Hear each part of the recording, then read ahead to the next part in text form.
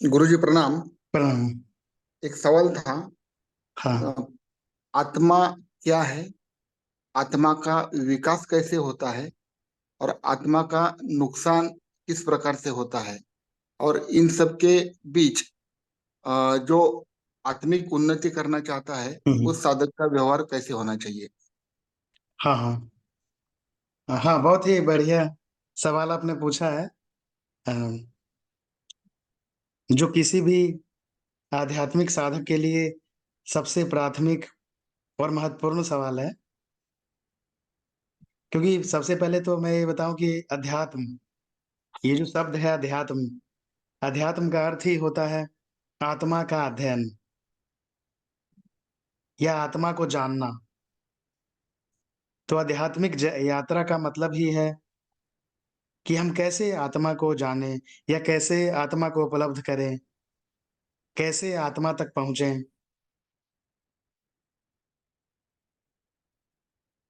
और आत्मा क्या है, ये इसके लिए समझना पड़ेगा। हमारे पास शरीर है, मन है, भाव है। इन सबको जो नियंत्रित करने वाला है, जो इन सबसे सर्वोपरि है, वो है आत्मा। आत्मा मतलब जो प्रधान है, मतलब कि जो सर्वोच्च, हमारी जो बीइंग है उसमें जो सर्वोच्च है, जो कोई निर्णय ले सकता है इन सबसे ऊपर उठकर, वही है आत्मा। वैसे शरीर की भी अपनी चेतना है, मन की भी अपनी चेतना है। जैसे अगर आप किसी विचार के प्रभाव में हो, तो विचार आपसे कुछ करवा सकता है। जैसे कि कोई व्यक्ति अगर किसी संप्रदाय के विचार से ग्रसित है, तो उस विचार की वजह से वो कुछ कर सकता है। ये विचार की बात हुई, मतलब ये मन के चेतना के स्तर पे बात हुई। लेकिन जो सर्वोच्च चेतना है या केंद्रीय चेतना है, जिसको आत्मा कहते हैं, तो उस स्तर पे अगर आप हो, तो आप ये देखोगे कि ये जो विचार है जिसकी वजह से मैं कोई एक्ट कर रहा हूँ, जैसे कई बार लोग सांप्रदायिक विचार की वजह से किसी की हत्या भी कर देते हैं। तो अगर आप आत्मा को उपलब्ध होते हो, यानी जो सर्वोच्च चेतना, केंद्रीय चेतना आपके पास है, अगर वो मौजूद है, तो फिर आप ये देखोगे कि क्या एक विचार के लिए किसी की हत्या करना ठीक है? लेकिन अगर आप आत्मा को उपलब्ध नहीं हो, तो आप ये नहीं देखोगे, या फिर ये भी कह सकते हैं कि आप देख ही नहीं सकते हो।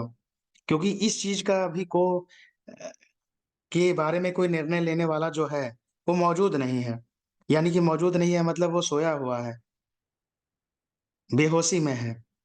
तो उस स्थिति में विचार अपना काम करेगा, विचार मालिक हो जाएगा, यानी कि मन मालिक हो जाएगा।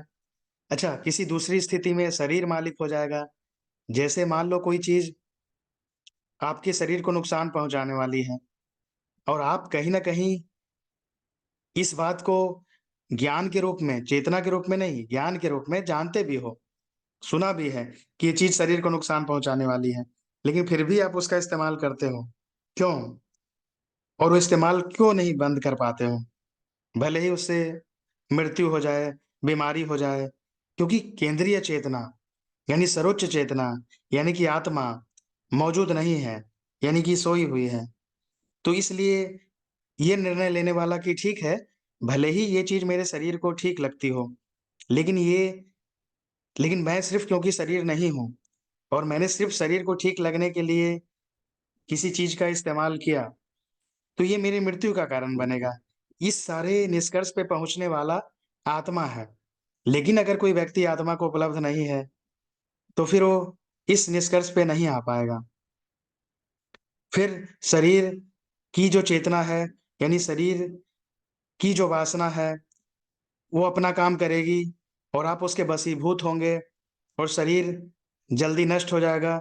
और शरीर के बिना आपकी भी जो यात्रा है, क्योंकि आत्मा की यात्रा बिना शरीर के नहीं चल सकती है। शरीर वाहन है और मन भी एक वाहन है।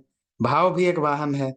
इन सबके मिलने से हमारी यात्रा होती है। लेकिन जब आत्मा सोई हुई है, बेहोशी में है, बंद है, जैसे घर में एक खिड़की हो और हमेशा बंद रहे, तो एक तरीके से वो खिड़की है भी और नहीं भी। जैसे घर में कोई दरवाजा हो और उस दरवाजे को हमेशा बंद रखें, तो आप उसको खिड़की भी दरवाजा भी कह सकते हो या दीवार भी कह सकते हो। दीवार और उस दरवाजे में कोई फ़र्क नहीं है, क्योंकि वो दरवाजा कभी खुलता नहीं है। ठीक उसी तरीके से हमारे पास कोई है जो हमारे शरीर को, मन को, भाव को नियंत्रित कर सकता है।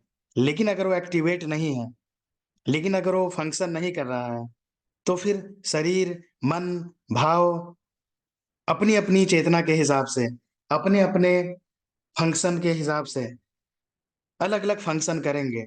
और इस ये ऐसा हो जाएगा कि जैसे किसी गाड़ी के 4 पहिए हों और चारों अलग-अलग दिशाओं में जाते हों। तो इससे गाड़ी चलेगी तो नहीं, बल्कि डैमेज हो जाएगी, रुक जाएगी, नुकसान हो जाएगा। तो अगर आत्मा को उपलब्ध नहीं होते हैं, तो हम शरीर के, मन के, भाव के गुलाम बने रहेंगे। यानी वो अपने-अपने ज़ोर से कुछ चीज़ें करवाएँगे, जो आपके पूरे बीइंग के लिए, पूरे अस्तित्व के लिए घातक साबित होंगे। तो इसलिए सबसे पहले ये समझना ज़रूरी है कि आत्मा को उपलब्ध क्यों होना है और आत्मा को उपलब्ध ना हो तो क्या होगा? तो मैंने इसका जवाब ये दिया कि आत्मा हमारी केंद्रीय चेतना है, जो हमारे शरीर, मन, भाव सबको नियंत्रित कर सकती है, अगर वो जागृत है तो। लेकिन अगर जागृत नहीं है, तो फिर शरीर, मन और भाव अपने-अपने प्रभाव से, अपने-अपने कार्यप्रणाली से काम अलग-अलग करेंगे और ये हमारे लिए, जीवन के चलने के लिए अच्छा साबित नहीं होगा, दुखदाई साबित होगा। जीवन में दुःख पैदा होगा। तो जीवन में अगर हमारे दुःख है और बहुत दुःख है, हर व्यक्ति मर जाना चाहता है, जीना नहीं चाहते हैं। तो उसका कारण क्या है? यही कारण है कि क्योंकि वो आत्मा को उपलब्ध नहीं है। इसलिए उनके शरीर की चेतना, मन की चेतना और भाव की चेतना अलग-अलग काम करती है और अलग-अलग दिशाओं में ले जाती है। एक हार्मनी में नहीं है, एक बैलेंस में नहीं है। लेकिन अगर आपकी आत्मा जागृत है, तब आनंद पैदा होता है। क्यों? क्योंकि सारी चीज़ें मिलके काम करती हैं। तब आपका शरीर, आपका मन, आपका भाव, ये सब एक साथ मिलकर का काम कर पाएँगे, क्योंकि जो उन सबको निर्देशित करने वाला है, जो उन सबको डायरेक्शन दे सकता है, जो उन सबको कंट्रोल कर सकता है, जो उन सबको चला सकता है, वो मौजूद है। लेकिन अगर वो मौजूद नहीं है, तो फिर दुःख पैदा होगा, क्योंकि क्योंकि शरीर के पास इतनी चेतना नहीं है कि ये देख सके कि हाँ, मतलब शरीर को कुछ भी अच्छा लगे, तो शरीर उसको ग्रहण कर सकता है। लेकिन एक लंबे समय में, एक शाश्वतता के हिसाब से शरीर को बनाए रखने के लिए क्या अच्छा है, ये शरीर नहीं देख सकता है। मतलब मैं एक बात ये भी कहूँगा कि शरीर जो है और मन जो है और भाव जो है, वो हमेशा क्षणभंगुर को ही देख सकते हैं, जबकि आत्मा जो है, वो शाश्वत को देख सकती है। ये एक फ़र्क भी है। शरीर, मन और भाव शाश्वत को कभी नहीं देख सकते। यानी कि शरीर, जैसे देखो, अगर आप आत्मा को उपलब्ध व्यक्ति हो और आपने देख लिया कि कोई चीज़ आपके शरीर में बीमारी पैदा करने वाली है, अभी नहीं, 20 साल बाद, हो सकता है 50 साल बाद, तो आप उसको बंद कर सकते हो। लेकिन शरीर ऐसा नहीं देख सकता है।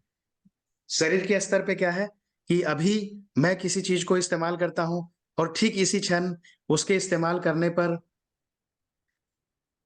अच्छा लगता है, एक स्वाद मिलता है, तो शरीर उसका इस्तेमाल करेगा, है ना? भले ही इससे आगे चलकर कुछ सालों के बाद या कुछ महीने के बाद बीमारी हो जाए या मृत्यु हो जाए, तो शरीर के पास इतनी चेतना नहीं है कि शाश्वत, और यही बात विचार के साथ भी है कि मन में विचार हैं, लेकिन वो विचार हमारे लिए, हमारे अस्तित्व के लिए शाश्वतता के हिसाब से काम के हैं या फिर नुकसान पहुंचाने वाले हैं, ऐसा नहीं वहां पे देखा जा पाएगा। अगर कोई विचार आ चुका है तो बस उस विचार ने अपना काम कर लिया, वो विचार प्रवाहित हो गया, लेकिन प्रवाहित करे कि नहीं या अपने पास रखें भी कि नहीं, ये सारी चीजें देखने वाली चीज जो है आत्मा है। तो सबसे महत्वपूर्ण बात यह है कि अगर आप आत्मा को उपलब्ध नहीं हो, तो आपका जीवन आनंदित हो, ये असंभव है। आप आनंदित जीवन जी ही नहीं सकते आत्मा को उपलब्ध हुए बिना, क्योंकि आपका गाड़ी के जैसे 3 पहिए और सारे अलग-अलग दिशाओं में जाएँगे, शरीर, मन, भाव, और आप दुखी रहोगे। तो इसलिए आत्मा को उपलब्ध करना, ऐसा हज़ारों सालों की यात्रा के बाद देखा गया, जो जागरूक लोग थे, कि अगर आप आत्मा को उपलब्ध नहीं होते हो, तो आप दुखी रहोगे, और दुखी रहना हम नहीं चाहते हैं। और उस दुःख से ही अध्यात्म की शुरुआत हुई थी। अध्यात्म शुरू ही इससे हुआ था कि हम दुखी क्यों होते हैं? क्योंकि हम दुखी नहीं होना चाहते हैं। स्वाभाविक रूप से दुःख हम नहीं चाहते हैं। हम पीड़ा अनावश्यक रूप से नहीं चाहते हैं। तो उसको दूर कैसे करें? इसकी खोज ही अध्यात्म की खोज है। इसकी खोज से ही अध्यात्म पैदा हुआ है कि दुःख कैसे दूर करें? तो अगर हम आत्मा को उपलब्ध होते हैं, तो हम दुःख को दूर कर सकते हैं, क्योंकि हम अपनी जो पूरा अस्तित्व है, जो हमारी पूरी बीइंग है, उसको एक हार्मनी में, एक बैलेंस में, एक हेल्दी वे में, एक समस्वरता में ला सकते हैं। तो यही आध्यात्मिक यात्रा है कि आप आत्मा को उपलब्ध हों। लेकिन हाँ, आपने ये भी सवाल पूछा कि आत्मा को उपलब्ध कैसे हों? लेकिन इसके पहले सबसे पहली बात यही समझनी ज़रूरी है कि आत्मा को उपलब्ध होना ज़रूरी क्यों है? तो अगले दिन मैं आपसे इस बारे में बात करूँगा, अगले सत्संग में, कि आत्मा को हम कैसे उपलब्ध कर सकते हैं। लेकिन आज मैंने आपको ये बताया कि अगर आप चाहते हो कि आपका शरीर, मन और भाव जीवन की दिशा में जा पाएँ, मतलब मिलकर काम कर पाएँ, आनंद को पैदा कर पाएँ, ना कि दुःख को, तो इसके लिए एक ही रास्ता है, एक ही मात्र तरीका है कि आप आत्मा को उपलब्ध हो पाएँ। नहीं तो आपका शरीर, मन और भाव अलग-अलग गति करेंगे और अनकॉन्शियसली गति करेंगे, क्योंकि उनकी चेतना उतनी नहीं है। वो बस एक फ़ंक्शन करना जानते हैं, शरीर अपना फ़ंक्शन करना जानता है कि खाना है, लेकिन क्या खाना है, कितना खाना है, क्यों खाना है? ऐसी बहुत सी बातों का शरीर को पे नियंत्रण नहीं है। इसी तरीके से मन का काम है विचार करने की क्षमता मन में है। तो क्या विचार ठीक है, कौन से विचार घातक हैं, कौन से विचार ज़िंदगी देंगे, कौन से विचार मृत्यु की ओर ले जाएँगे, इन सब बातों को मन नहीं देख सकता है। मन सिर्फ़ इतना देख सकता है कि विचार इकट्ठे कर सकता है। लेकिन उन विचारों को, किस विचार को निकालें, रखें, किस विचार का कैसे इस्तेमाल करें, ये सब आत्मा कर सकती है। ठीक इसी तरीके से भाव है। तो भाव किसके साथ जुड़े, कहीं से जुड़ गया है तो जुड़ा रहे या फिर अब ना जुड़ा रहे, कब तक जुड़े, जुड़े या ना जुड़े, इन सब बातों को भाव शरीर हमारा जो है नियंत्रित नहीं कर सकता है। यानी अगर आप आत्मा को उपलब्ध नहीं है, तो भाव कहीं से जुड़ जाएगा, और भले ही उससे आपकी जान जा रही हो, वो आपके लिए घातक हो, भाव जुड़ा रहेगा।